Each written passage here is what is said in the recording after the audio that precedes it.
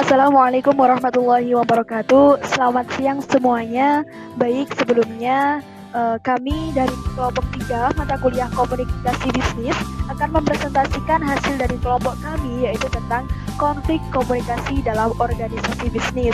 Nah, namun sebelumnya kami akan memperkenalkan anggota dari kelompok kami, yaitu yang pertama.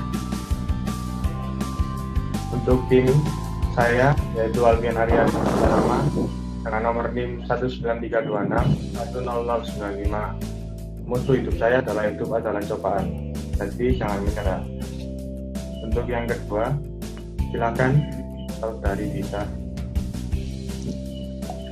Saya Dita Sodwikatini Putri, NIM 19326100027. Moto hidup saya adalah Anda tidak bisa pergi dari tanggung jawab esok hari dengan menghindari hari ini. Baik, untuk selanjutnya yaitu saya yang terakhir, Rizkyana Azizah dengan nomor NIM 1932610042. Untuk moto hidup saya adalah sebaik-baik manusia adalah yang bermanfaat untuk yang lainnya. Baik, selanjutnya adapun subbab dari materi kita pada hari ini, yaitu yang pertama ada pengertian kekuasaan, pengertian konflik, yang kedua penyebab konflik pada organisasi, yang ketiga keuntungan dan kerugian konflik, yang keempat manajemen konflik, dan yang terakhir yaitu fungsi komunikasi dalam penyelesaian konflik. Nah, namun sebelumnya sebenarnya konflik merupakan aspek yang tidak dapat dihindari dalam kehidupan organisasi. Konflik pada hakikatnya sebagai suatu gejala yang wajar terjadi dalam suatu organisasi. Bahkan kehadiran konflik merupakan sesuatu yang tidak dapat dihindari dan tidak perlu dihindari, karena konflik merupakan salah satu bagian yang tidak dapat dipisahkan dalam penyelenggaraan suatu organisasi. Nah, bagaimana sih pemaparan yang lebih lanjut mengenai konflik pada materi kita hari ini akan dilanjutkan oleh rekan saya. Silahkan, Dita. Baik, terima kasih. Apa itu kekuasaan? Pengertian kekuasaan adalah kewenangan yang didapatkan oleh seseorang atau kelompok gunakan kewenangan tersebut sesuai dengan kewenangan yang diberikan. Kewenangan tidak boleh dijalankan melebihi kewenangan yang diperoleh atau kemampuan seseorang atau kelompok untuk mempengaruhi tingkah laku orang atau kelompok lain sesuai dengan keinginan dari perilaku. Meriam Budiarjo 2002. Apa itu konflik? Konflik berasal dari kata Latin configere, yang berarti saling memukul. Secara sosiologis, konflik diartikan sebagai suatu proses sosial antara dua orang atau lebih, bisa juga kelompok, di mana salah satu pihak berusaha menyingkirkan pihak lain dengan menghancurkannya atau membuatnya tidak berdaya. Penyebab konflik yang pertama adalah perbedaan individu yang meliputi perbedaan pendirian dan perasaan. Setiap manusia adalah individu yang unik. Artinya, setiap orang memiliki pendirian dan perasaan yang berbeda-beda satu dengan yang lain. Perbedaan pendirian dan perasaan akan sesuatu hal atau lingkungan yang nyata ini dapat menjadi faktor penyebab konflik sosial. Sebab dalam menjalani hubungan sosial, seseorang tidak selalu sejalan dengan kelompoknya. Yang kedua, perbedaan latar belakang kebudayaan sehingga membentuk pribadi-pribadi yang berbeda. Seseorang sedikit banyak akan terpengaruh dengan pola-pola pemikiran dan pendirian kelompoknya. Pemikiran dan pendirian yang berbeda itu pada akhirnya akan menghasilkan perbedaan individu yang dapat memicu konflik. Yang ketiga, perbedaan kepentingan antara individu dan kelompok. Manusia memiliki perasaan, pendirian maupun latar belakang kebudayaan yang berbeda. Oleh sebab itu, dalam waktu yang bersamaan, masing-masing orang atau kelompok memiliki kepentingan yang berbeda-beda.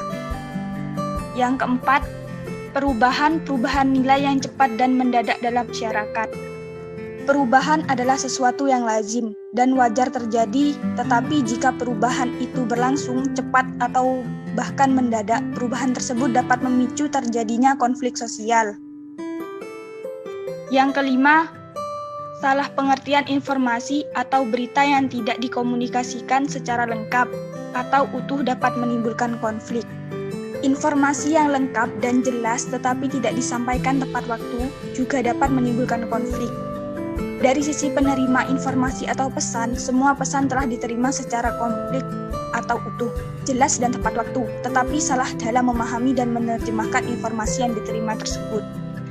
Yang keenam, ada usaha untuk menguasai dan merugikan. Pada dasarnya, setiap orang tidak ada yang mau dikuasai, dijajah, disepelekan, dan ditindas harga diri dan eksistensinya dalam pergaulan di level manapun. Organisasi yang di dalamnya terdapat kelompok-kelompok orang seringkali ingin mencari pengaruh dan menunjukkan superioritasnya di antara kelompok-kelompok minoritas yang lain. Yang pelecehan pribadi dan kedudukan. Orang yang pribadi dan kedudukannya dilecehkan merasa harga dirinya diinjak dan direndahkan, apalagi orang yang melecehkan tersebut. Secara hierarki tidak setara kedudukannya dibandingkan dengan orang yang dilecehkan. Seseorang yang pribadi dan kedudukannya diremehkan dan dihina oleh orang lain biasanya melakukan perlawanan. Kadangkala perlawanan melibatkan bawahan masing yang berkonflik sehingga cakupan konflik menjadi luas. Untuk selanjutnya, keuntungan dan kerugian konflik akan dijelaskan oleh teman saya. Baik, untuk selanjutnya adalah nilai positif dari konflik. Untuk poin pertama, sebagai sarana pembelajaran dalam hal menyampaikan pendapat. Untuk yang kedua, menstimulasi munculnya gagasan brilian. Yang ketiga, sebagai pengaman jika konflik sering terjadi. Yang keempat, mendapatkan feedback atau mendorong individu yang sebelumnya pasif menjadi aktif. Untuk poin kelima, yaitu mendorong semangat kerja dalam menghadapi persaingan. Untuk poin ke-6, sebagai alat untuk mendiagnosa kemungkinan terjadinya masalah. Untuk poin ke-7, memacu kreativitas dalam mencari solusi dan berpikir kreatif. Untuk poin ke-8, yaitu menstimulasi karyawan untuk fokus pada tugasnya. Untuk slide selanjutnya, saya akan menjelaskan tentang nilai negatif konflik. Nilai negatif konflik terbagi menjadi 6, yaitu yang pertama adalah hancurnya kesatuan dan kesatuan dalam struktur kemasyarakatan. Di sini, dampak yang pertama dirasakan tentu adalah kehancuran rasa persatuan dan kesatuan dalam struktur kemasyarakatan. Dampak ini akan terasa terutama pada konflik yang ditimbulkan dan pertikaian antar kelompok atau golongan. Untuk yang kedua, yaitu perubahan kepribadian dalam diri individu. Untuk poin kedua ini, dampak yang paling akan dirasakan oleh individu yang berkonflik adalah tentunya adanya perubahan kepribadian. Dalam hal itu, seorang individu yang terlibat konflik akan mempengaruhi psikologis dan sifatnya. Untuk poin ketiga, tentunya korban jiwa dan kerugian harta benda. Untuk poin ini, dampak yang paling negatif dan merugikan bagi masyarakat yang berkonflik adalah jatuhnya korban jiwa, serta juga kerugian harta benda. Konflik yang awalnya kecil kemudian menjadi konflik yang sangat besar dan bahkan tidak terkontrol. Ini akan berbahaya bagi kita semua. Yang keempat adalah munculnya dominasi atas kelompok pemenang terhadap yang kalah. Pada akhirnya, konflik akan selesai saat ada pihak yang meraih kemenangan dari yang lain. Tampaknya sudah dapat diprediksi di mana kelompok yang menang pasti akan mendominasi dan tidak jarang mendiskriminasi ke kelompok yang kalah. Untuk poin yang kelima, yaitu terganggunya stabilitas ekonomi.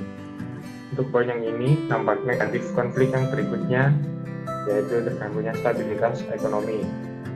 Penyebab utama dari hal-hal ini adalah wilayah yang berkonflik dan memiliki transaksi ekonomi tidak akan berjalan sebagaimana mestinya yang telah diatur. Untuk poin ke-6, mengancam persatuan dan kesatuan bangsa. Hal yang paling krusial ialah dampak yang akan menimbulkan terancamnya persatuan dan kesatuan bangsa. Bangsa akan mudah diadu domba dan terpecah belah jika persatuan dan kesatuan tidak solid. Untuk slide selanjutnya, yaitu manajemen konflik. Ini terbagi menjadi 6. Kita singkat saja. Untuk poin pertama yaitu accommodating, usaha yang dilakukan dengan cara mengumpulkan berbagai pendapat pihak yang terlibat oleh konflik.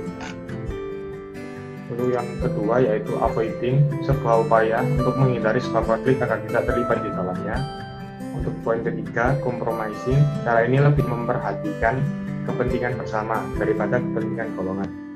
Collaborating. Untuk poin yang keempat, cara menyelesaikan konflik dengan bekerja sama yang hasilkan memuaskan semua pihak. Pihak-pihak akan puas jika ada kolaborasi antara pihak satu dan pihak lainnya. Yang kelima adalah competing. Cara yang digunakan dengan mengarahkan pihak yang terlibat konflik bersaing dan memenangkan kepentingan masing-masing pihak. Jadi di sini poinnya adalah tidak ada yang dirugikan. Untuk yang keenam adalah conglomeration, yaitu kombinasi atau campuran menyelesaikan konflik dengan cara menggabungkan 5 tipe di atas, yaitu accommodating, avoiding, compromising, collaborating, dan competing. Untuk slide selanjutnya akan dijelaskan oleh Ana. Silakan. Baik, untuk selanjutnya yaitu fungsi komunikasi dalam pemecahan konflik. Penggabungan informasi, ide, pengalaman, dan pendapat dari anggota adalah bagian mendasar dalam pemecahan masalah atau konflik kelompok. Seberapa berhasilnya anggota kelompok menggabungkan sumber-sumber mereka ke tingkat yang lebih luas tergantung pada beberapa hal, yaitu yang pertama, pola komunikasi antar anggota kelompok, yang kedua, keterampilan penerimaan, yang ketiga, norma-norma kelompok dan prosedur komunikasi, dan yang terakhir yaitu keterampilan penyampaian. Selanjutnya, dalam bukunya, Teori Komunikasi Antar Pribadi mencoba menuliskan beberapa pendapat ahli mengenai 3 kecakapan komunikasi yang mengembangkan pengelolaan konflik secara berhasil, yaitu yang pertama yaitu kecakapan komunikasi untuk memprakarsai konflik. Untuk memprakarsai konflik, termasuk untuk merespon konflik, dapat dilakukan yaitu yang pertama, mengakui dan menyatakan mempunyai masalah yang nyata. Yang kedua, jelaskan dasar dari konflik yang potensial dalam arti perilaku, konsekuensi, dan perasaan. Yang ketiga, hindarkan menilai motif-motif orang lain. Yang keempat, pastikan orang lain paham masalah yang sedang dihadapi. Yang kelima, utarakan solusi yang dipilih sedikit banyak dapat memusatkan pada dasar yang sama. Selanjutnya yaitu mental harus disiapkan dulu mengenai apa yang akan dikatakan sebelum berhadapan dengan orang lain, sehingga permintaan akan singkat dan tepat. Dan yang terakhir adalah buatlah singkat. Yang kedua yaitu kecakapan komunikasi untuk merespon konflik. Petunjuk-petunjuk yang akan membantu merespon secara efektif dalam situasi ini adalah yang pertama, gunakan tameng mental untuk merespon secara efektif. Yang kedua, berikan respon yang empatik dengan kepentingan dan kepedulian yang sungguh-sungguh. Yang ketiga, uraikan dengan kata-kata sendiri pemahaman mengenai masalah itu dan ajukan pertanyaan-pertanyaan untuk menjelaskan masalah. Yang keempat, mencari persamaan dasar dengan menemukan aspek dakwaan yang disetujui. Dan yang terakhir, minta kepada pemrakarsa konflik untuk menyarankan solusi alternatif. Dan yang ketiga, yaitu kemampuan berkomunikasi untuk menengahi konflik. Seorang penengah adalah pihak ketiga yang tidak terlibat ke dalam konflik dan bertindak sebagai pemandu yang netral dan tidak memihak, mengatur sebuah interaksi. Para penengah dalam menyelesaikan konflik jika mereka memperhatikan petunjuk-petunjuk berikut ini. Yang pertama, pastikan bahwa orang-orang yang terlibat konflik setuju bekerja sama. Yang kedua, bantu orang-orang untuk mengidentifikasi konflik yang sebenarnya. Yang ketiga, pelihara netralitas. Yang keempat, jaga upaya pembicaraan terfokus pada masalah-masalah dan bukan pada pribadi-pribadi. Yang kelima, mengusahakan untuk menjamin waktu berbicara yang sama. Selanjutnya, pusatkan pembicaraan dalam menolong kedua belah pihak mencari penyelesaian. Gunakan persepsi untuk mengecek dan membuat uraian dengan kata-kata sendiri untuk memastikan kedua belah pihak benar-benar memahami dan mendukung penyelesaian yang telah disetujui. Dan yang terakhir yaitu buatlah rencana kegiatan dan prosedur tindak selanjutnya. Slide selanjutnya. Nah, bagaimana sih pemecahan konflik itu? Pemecahan konflik yang pertama dapat kita lakukan dengan mengakui adanya konflik. langkah awal memecahkan dan menyelesaikan konflik. Sebab jika pemimpin tidak mengakui adanya suatu konflik, maka masalah tidak akan bisa terpecahkan. Yang kedua yaitu mengidentifikasi konflik yang sebenarnya. Kegiatan ini sangat diperlukan dan memerlukan keahlian khusus. Sebab konflik dapat muncul dari akar masalah dan juga karena masalah emosi, sehingga perlu memilah antara masalah inti dengan masalah emosional. Yang ketiga, yaitu mendengarkan semua pendapat. Pemimpin melakukan kegiatan sumbang saran dengan melibatkan para anggota yang terlibat konflik untuk mengungkapkan pendapatnya dan perlu dihindari pendapat benar atau salah. Artinya, pemimpin menghindari mencari-cari kesalahan orang lain, tetapi ia harus menemukan mana pendapat yang terbaik jika dipandang dari sisi positif. Selanjutnya yaitu mengkaji cara penyelesaian konflik. Pada kegiatan ini, diskusi terbuka sangat diharapkan karena dengan diskusi terbuka bisa memperluas informasi dan alternatif serta bisa mengarahkan pada rasa percaya dan hubungan yang sehat di antara anggota yang terlibat. Selanjutnya yaitu kesepakatan tanggung jawab untuk menemukan solusi. Memaksakan kesepakatan akan berakibat fatal. Oleh karena itu, pemimpin harus mendorong para anggotanya untuk bekerja sama, memecahkan permasalahan secara jitu, dan membuat semua anggota kelompok senang terhadap solusi yang dihasilkan. Dan yang terakhir yaitu mengkaji atau mengevaluasi. Pemberian tanggung jawab untuk melaksanakan komitmen sangat dihargai oleh para anggota, sehingga mengkaji solusi sangat diperlukan untuk mengetahui tingkat keefektifan solusi yang telah diberikan. Baik, selanjutnya yaitu kesimpulan dari seluruh pemaparan materi kita pada hari ini, yaitu konflik terjadi dalam hal apa saja, bahkan dalam dunia bisnis sekalipun. Tidak jarang konflik terjadi dalam lingkungan eksternal di dalam sebuah organisasi atau perusahaan.